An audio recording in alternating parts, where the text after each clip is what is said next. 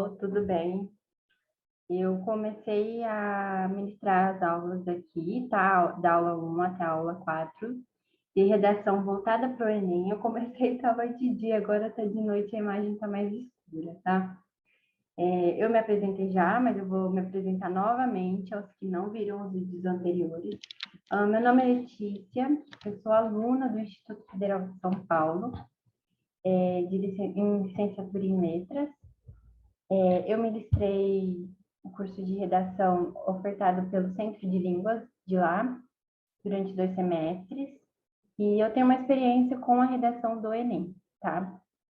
Por orientação de professores e pelo conhecimento que eu tenho, né? Porque como a gente convive muito com isso, a gente faz de muita redação, a bagagem fica bem forte para o nosso lado, né? Ainda bem. É uma experiência muito boa trabalhar com redação, é muito bom ajudar as pessoas que precisam, né, disso, e essa sou eu, tá? Eu vou colocar meu e-mail, acho que eu coloquei, só vou conferir, sim, no final do slide, e qualquer dúvida entre em contato comigo, tá? Se vocês preferirem conversar por WhatsApp, mandar mensagem, enfim, me mandem um e-mail que eu mando meu número e podemos associar as redações, tudo bem? Bom, conforme eu tinha dito em todas as aulas, nós começamos com a estrutura do Enem. Vocês precisam saber como é que funciona a redação do Enem, como é que o texto dissertativo argumentativo, que é a nomenclatura do texto do Enem, funciona, como é que eu escrevo esse texto, como ele é dividido, a quantidade de linha que eu devo escrever, dentre outros fatores, né? Dei também aula das competências do Enem para que vocês possam saber o que é que está rolando, com que tipo de texto vocês estão lidando, como é que vocês fazem para que possam atingir a pontuação máxima e como é que é dividida essa pontuação. Eu expliquei para vocês, tá? São 5 competências, cada uma tem um resultado de 0 a 200 e depois soma-se a 5 e dá-se a nota final, tá? E depois eu também fiz uma aula sobre coesão e coerência, que são os elementos extremamente importantes no texto dissertativo argumentativo, para que os elementos coesivos costurem, né? Foi o termo que eu utilizei, o texto, com o resultado de que o leitor consiga ter uma apreensão fluida, né? Para que você consiga expressar o seu ponto de vista de forma coerente. E a penúltima aula, aula 4, que eu ministrei, foi sobre análise de textos do Enem. Eu analisei uma redação nota máxima. Não sei se chegou a dar 1000, né? Mas é uma redação de 900 a 1000 pontos. E depois nós analisamos também uma redação nota média, tá? E agora eu vou falar um pouquinho sobre o repertório sociocultural. Muita gente não sabe nem o que significa, né? E não sabe como é que eu tenho acesso a isso, como é que eu vou gravar isso na minha cabeça, como é que eu vou utilizar isso no meu texto. E eu vou explicar para vocês, tá? Eu vou aumentar a tela.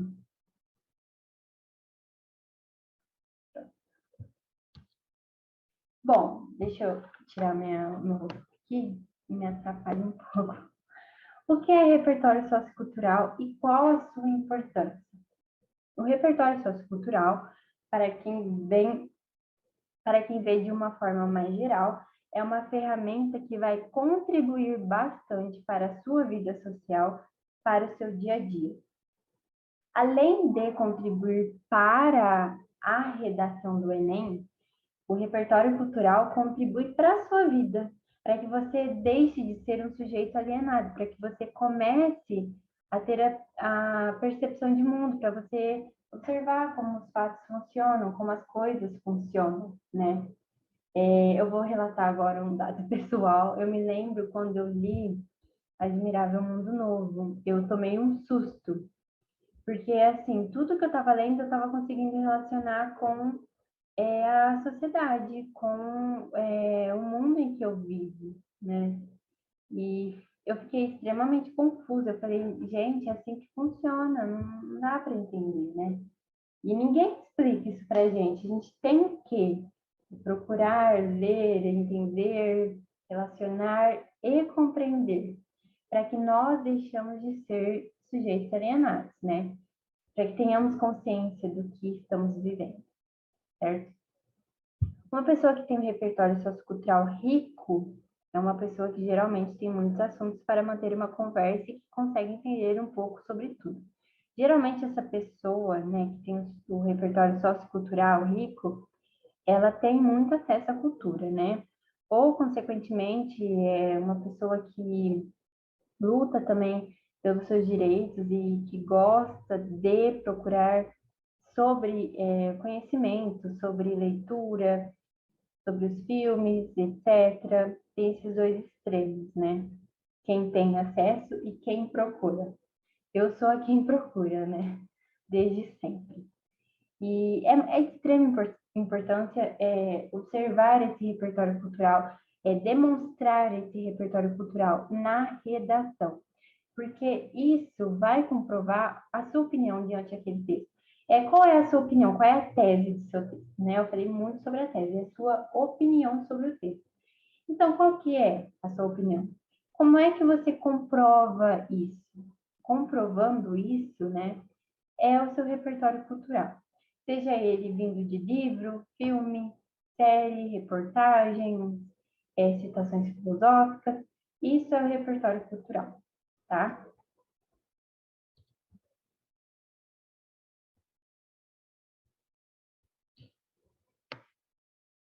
Bom, e o que é o repertório sociocultural?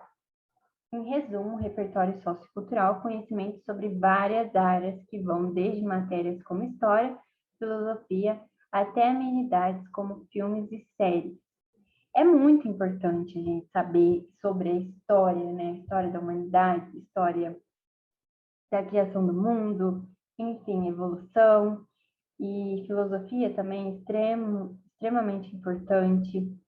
E muitas pessoas acham uma maneira mais fácil de adquirir esse repertório cultural, que vem dos filmes, séries, livros, né? Livros, eu digo, literatura mesmo, né?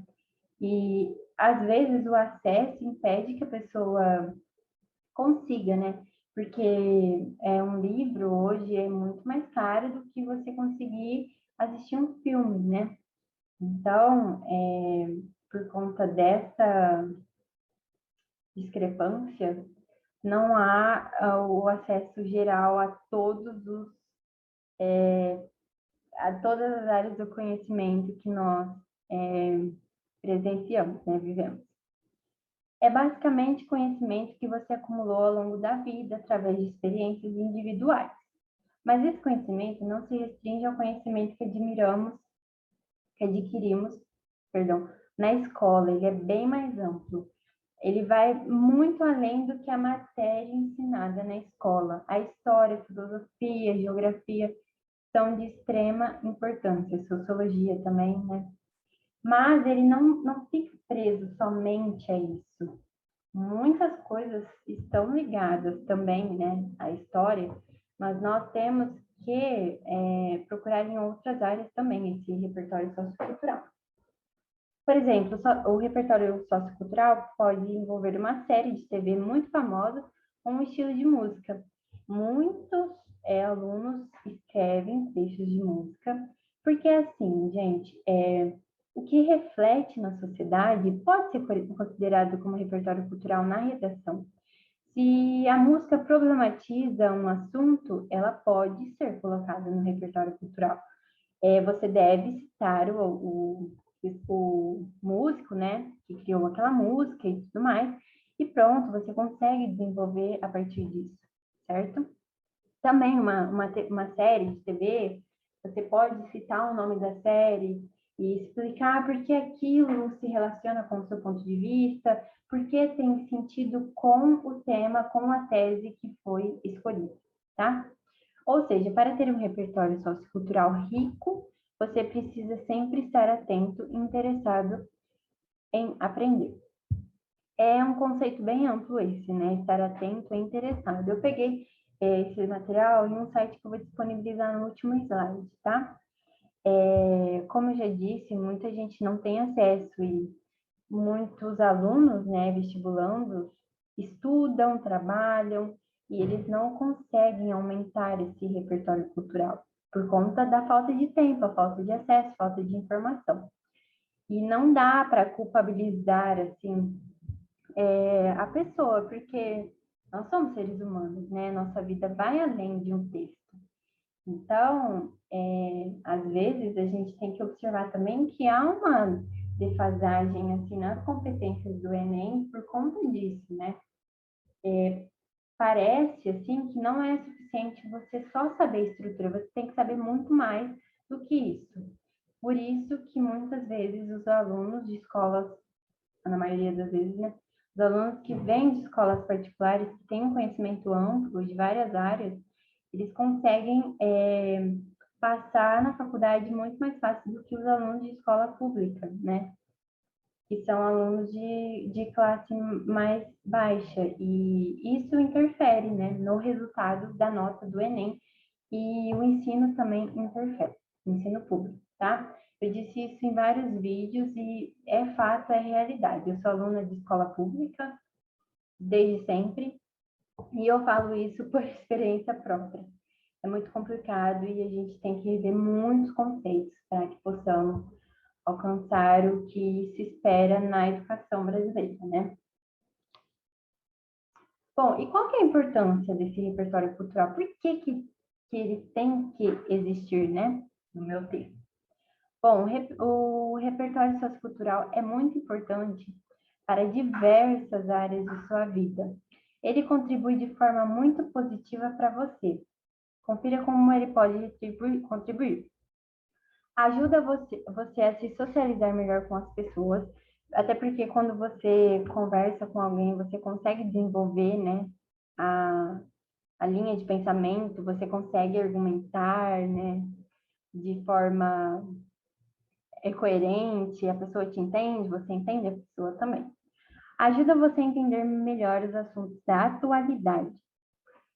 Contribui para o melhor desenvolvimento. Ajuda na hora do vestibular, o que é mais importante aqui. É um dos requisitos para muitas vagas de emprego. É um conceito amplo, como eu já disse, né? É difícil, sim, ter acesso, é complicado, muitas pessoas não conseguem. Às vezes, um tipo só de repertório, né? Como, por exemplo, o filme, não é o suficiente para que a pessoa possa adquirir todos esses tipos de conhecimentos, tá? Por isso é importante variar. Mas como muitas pessoas não têm acesso, não tem como culpabilizá-las, né? Como eu já tinha dito anteriormente. Assim, você pode ver que o repertório sociocultural é muito importante para diversas áreas da sua vida. Sim, é de extrema importância. Quem lê muito consegue observar coisas além do que é apresentado no cotidiano, né? Isso é um exemplo muito claro, né? Quem lê literatura, eu digo, né? E quando você estuda também literatura, você percebe que não é só a história ali, né? O contexto se relaciona com a obra e muita coisa vai além do que está escrito ali, né? E também muitas séries lançadas nos últimos anos fazem referência muito forte a acontecimentos históricos. São séries, assim, de extrema importância também, sabe? Que contribui muito para a sociedade, tá? Para que a sociedade entenda qual é a sua função e entenda como é que pode ser, o que pode ser feito para ser melhorado, tá?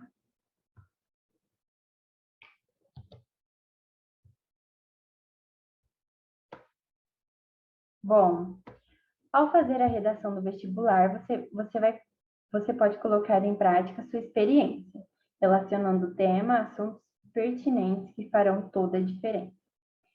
Então, você pode utilizar o seu repertório cultural e fazer uma referência, dar como exemplo no seu texto, tá? Ele pode comprovar o seu ponto de vista e também pode servir como exemplo, como eu já acabei de citar para você. Por exemplo, se o tema for sobre feminismo, se você já tiver lido sobre o assunto em algum livro, assistido algum documentário, citá-lo será de alta relevância.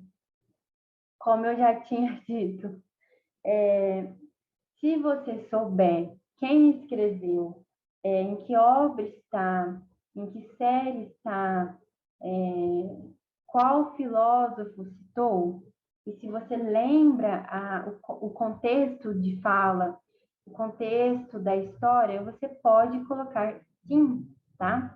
Coloque em relação ao livro tal, em relação à série tal, de acordo com o filósofo tal, você pode comprovar e dar como exemplo ao longo de sua redação, tá? O repertório ele é muito, muito fundamental. Muitos alunos não conhecem, tá? Se limitam muito aos textos motivadores. Nós temos que ampliar um pouco, sabe? Pensar além daquilo. Como eu disse, eu apresentei que os textos motivadores, eles estão lá para que você possa lembrar. Você lê o tema, lendo só o tema, né, aquela frase curta, você não consegue lembrar de muita coisa. E com os textos motivadores, você pode ir além disso. Por isso que o repertório sociocultural é importante e se relaciona a isso. Porque ninguém vai decorar nada, né? É complicado você decorar alguma coisa e lembrar na hora. Mas se você souber o contexto, né? É o essencial, certo? Bom, aqui eu tenho um exemplo de uma redação que tem um repertório cultural, eu vou mostrar a vocês, tá?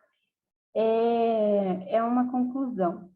Eu lembro que eu falei que não pode colocar informação nova, tá? Mas fazendo uma referência assim a um filósofo, não tem problema, tudo bem? E eu vou lê-la com vocês agora.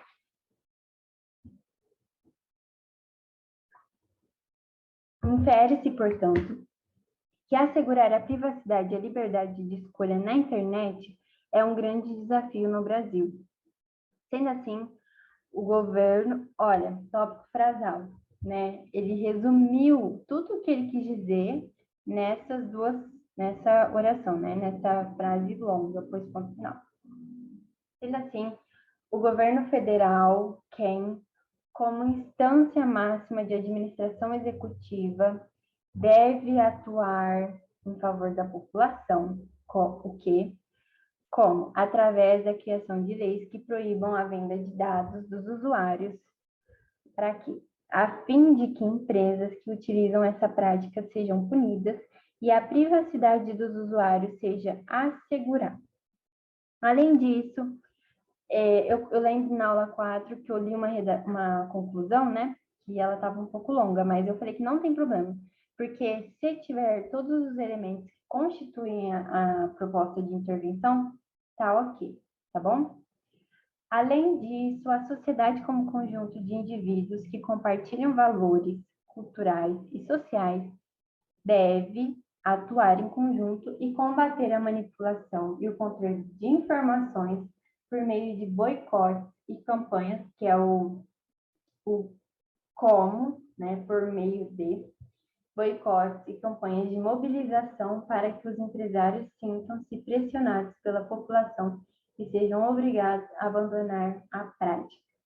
Agora ele vai colocar a frase final, a frase impactante, com um repertório cultural muito rico. Afinal, conforme afirmou Rousseau, A vontade geral deve emanar de todos para ser aplicada a todos. Tem todo sentido. Essa frase de Rousseau relaciona com tudo o que ele quis propor como intervenção, porque nos ajudando, né, é importante, porque veremos um resultado que será significante para toda a população. Então, se uma coisa interliga com a outra, uma coisa ajuda com a outra, haverá um resultado. A vontade geral deve emanar de todos para ser aplicada a todos. Se todos nós queremos que algo aconteça, vai acontecer e vai ser em prol de todos que estão com essa vontade, certo? Às vezes é um pouco complicado de entender, né? Mas, assim, se a frase relaciona com o contexto, né? Se o repertório cultural relaciona-se com o contexto, já é o suficiente. Bom, aqui tem outro repertório cultural do cantor brasileiro Gilberto Gil, e eu vou ler para vocês, tá? Em sua canção Pela Internet, o nome da música, eu falei, coloque o nome da música e o compositor. O cantor brasileiro Gilberto Gil louva a quantidade de informações disponibilizadas pelas plataformas digitais para seus usuários. Ele colocou um fato, né? Agora, ele vai argumentar sobre isso. O que isso tem a ver? No entanto, com o avanço de algoritmos e mecanismos de controle de dados desenvolvidos por empresas de aplicativos e redes sociais, essa abundância vem sendo restringida e as notícias e produtos culturais vêm sendo cada vez mais direcionados. Uma conjuntura atual apita moldar os hábitos e a informatividade dos usuários. Desse modo, tal manipulação de comportamento de usuários pela seleção prévia de dados é inconcebível e merece um olhar mais crítico de enfrentamento. Esse parágrafo é um parágrafo de introdução, a gente pode perceber isso no final do parágrafo, porque ele apresenta a tese, né? Manipulação do comportamento de usuários pela seleção prévia de dados é inconcebível e merece um olhar mais crítico de enfrentamento. Ele começou o texto dele com um repertório cultural. Para quem fica muito confuso nessa parte, comece o texto com o seu repertório cultural. Eu comecei o meu, na redação de 2019, com o repertório cultural sobre a colonização dos indígenas, tá? E eu fiz uma relação do manipulamento de dados dos usuários com isso, com a manipulação, né, de dados dos usuários com esse fato histórico. Isso faz parte do repertório cultural, tá? Se você acha que você não consegue, né, que não tem habilidade em relacionar seu ponto de vista com os repertórios culturais, né, que vem dos livros, história, etc., use no começo do seu texto. E aí, nos parágrafos de argumentação, você pode colocar dados que foram comprovados por noticiários, artigos e etc. Tudo bem? Bom, aqui eu trouxe alguns filmes com algumas pequenas resenhas, né? Que vocês podem assistir, tá? Se sentirem vontade, para que possa aumentar um pouco esse repertório cultural, tá? Tem a série As Telefonistas, é uma série mexicana, né, Chico? Eu acho que é mexicana. Não tô lembrada agora. Ela fala sobre violência doméstica e empoderamento feminino. Esse tema pode ser relacionado, essa série pode ser relacionada com o feminismo, por exemplo, né, temas que envolvam.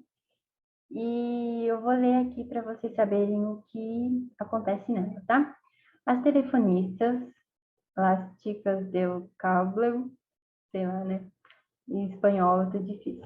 Produção espanhola da Netflix dá espaço a assuntos que merecem ser discutidos, estabelecendo conexões com a vida real.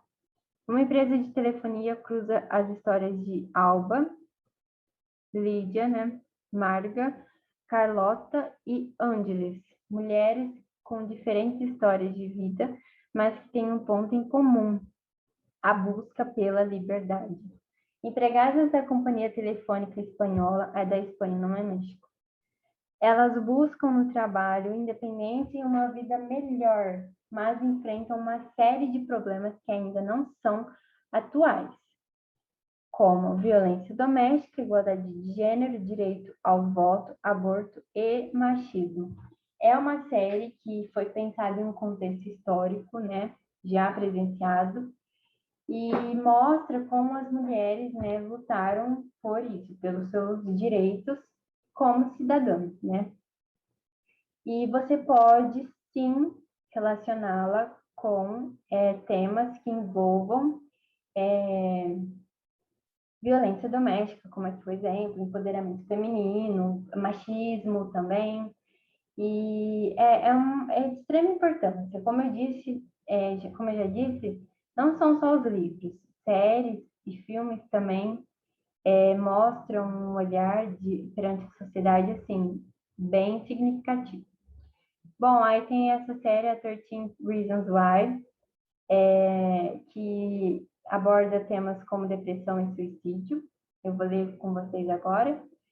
13 Reasons Why acompanha a história do garoto Clay, que recebe uma caixa de sapatos com várias fitas cassete na porta de sua casa.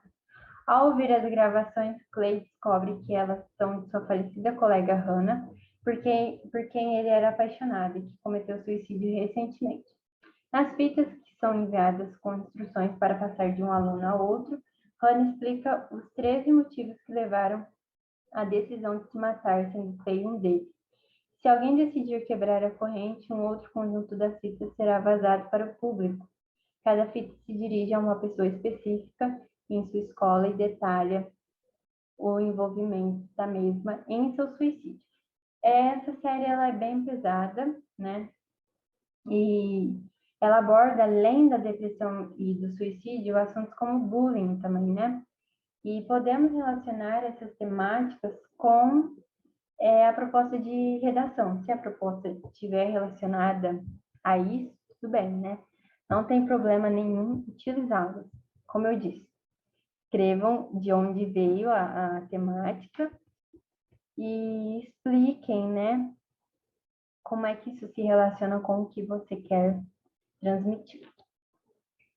Bom, tem esse filme que chama O Mínimo para Viver, que é uma menina que ela tem anorexia, e eu vou ler também com vocês. Uma jovem está lidando com um problema que afeta muitos jovens no mundo, a anorexia. Sem perspectivas de se livrar da doença e ter uma vida feliz e saudável, a moça passa os dias sem esperança. Porém, quando ela encontra um médico não convencional que a desafia a enfrentar sua condição e abraçar a vida, tudo pode mudar. O mínimo para viver atualmente detém uma classificação de aprovação de 66% no site de críticas Rotten Tomatoes, com base em 53 avaliações com média ponderada de 6,3/10. É um filme muito pesado mesmo, né? Também pode envolver questões além da anorexia, né? Que, a, que é um pouco também, que envolve um pouco a depressão, né? Porque parece que não há mais motivo para se viver, né? Quando você assiste um filme assim. Não em nossa vida, mas sim o filme transmite que os personagens atuem com isso, certo? Bom, tem um filme extraordinário. Eu vou ler agora já, antes de falar alguma coisa, porque eu chorei muito bem desse filme. O filme conta a história do pequeno August Pullman, um menino de 10 anos e o início de sua vida escolar. Audi, como é chamado pela família, nasceu com uma síndrome rara que causou diversos problemas de saúde, inclusive uma deformação em seu rosto. Por isso, a família decidiu não enviá-lo à escola até a quarta série. Aí explica que nos Estados Unidos, né, pode fazer isso. Ao atingir a idade adequada para enfrentar a quinta série, Audi é finalmente matriculado em um colégio. mas o início da escolarização dá margem a medos e ansiedades. Não apenas o menino, mas também a família, que teme pela maneira como as outras crianças vão lidar com sua aparência. Bom, esse filme é muito comovente, né? E também, além do personagem principal, quando eu assisti, eu percebi também a irmã, né, dele, que é um pouco excluída. E em determinados momentos, ela sente falta da mãe e do pai, né, porque eles dão total atenção ao garoto. E isso também pode ser uma abordagem que podemos utilizar na redação, tá? Além do bullying, claro, que é o tema principal do filme. É um filme muito triste e muito comovente. Eu gosto muito dele, por ser muito comovente. Bom, aqui tem algumas indicações de livros, tá? Que podem enriquecer a sua redação. Bom, tem a Revolução dos Bichos, que utiliza uma série de metáforas para que a gente possa utilizar em temas como corrupção, manipulação, autoritarismo e egoísmo.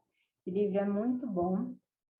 Ninguém Nasce Herói aborda um futuro onde o Brasil é liderado por uma ditadura fundamentalista. É nesse contexto que temos como minorias e liberdade de expressão traçam paralelos com a nossa situação política atual. Se o tema for política, esse livro consegue ser traçado em sua redação também, tá? Modernidade líquida.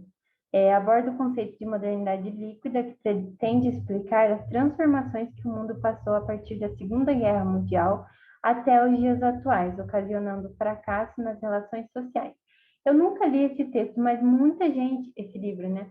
Mas muita gente cita nas redações. Eu já li muita redação que citam esse autor, o Zygmunt Bauman, com esse livro, Amor Líquido, Modernidade Líquida. Eu acho que deve ser muito bom. Depois, se vocês quiserem, deem uma pesquisada nas resenhas e nos resumos, tá? Admirável Mundo Novo, o livro que eu falei, que acabou com a minha vida.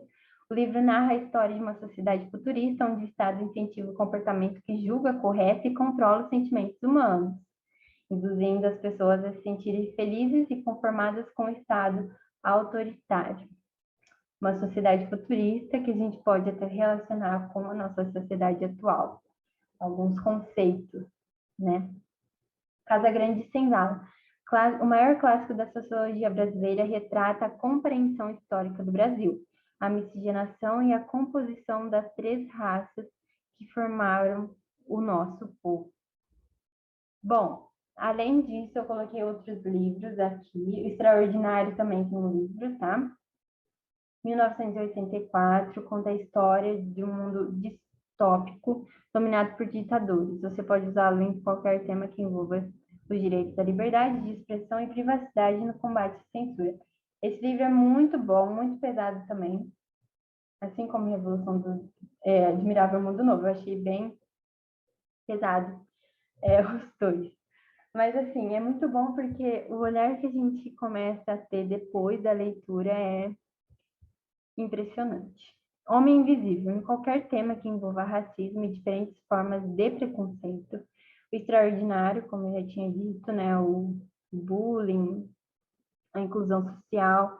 Eu Sou Malala. Você pode usar em temas que envolvam a luta pelo direito à educação e o combate à desigualdade de gênero. Assim como a série que eu tinha dito sobre as telefonistas, tá? E o Fahrenheit 451, Operação Censura e Ameaça da Liberdade de Expressão, além de usar como gatilho para tratar sobre a importância da leitura e do acesso à cultura e à educação. São livros muito bons, que você pode ler eles, né, ao longo do ano, até chegar no Enem, e você pode pegar as ideias principais de cada e citá-las como repertório cultural.